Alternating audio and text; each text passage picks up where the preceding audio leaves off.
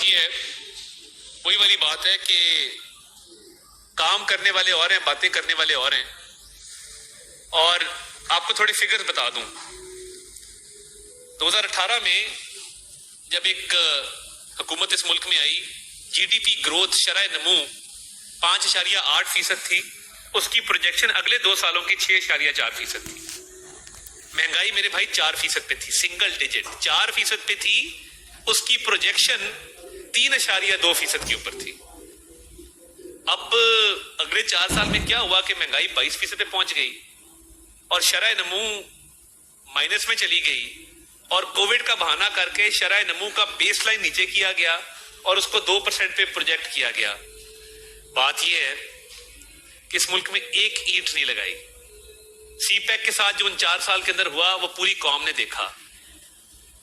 Scheme لانا چاہتے تھے مرغیوں کی اور کچھ انڈوں کی اور کچھ اس طرح سے کوئی کیٹل اور پولٹری کی، وہ اسکیم بھی نہیں آئی.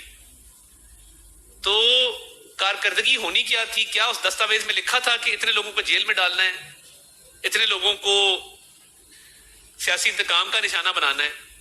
ہم جب بات کرتے ہیں تو ہم کسی بنیاد پہ بات کرتے ہیں کہ ہم نے اس ملک میں 12,000 میگا واٹ بجلی لگائی ہے. ہم جب بات کرتے ہیں تو ہم بات کرتے ہیں کہ ہم نے 12 موٹر ویز بنائے ہیں. ہم جب بات کرتے ہیں تو ہم بات کرتے ہیں کہ ہم نے نواز شریف نے پنجاب انسٹیٹیوٹ آف کارڈیالوجی بنایا تھا جو آج بھی چل رہا ہے.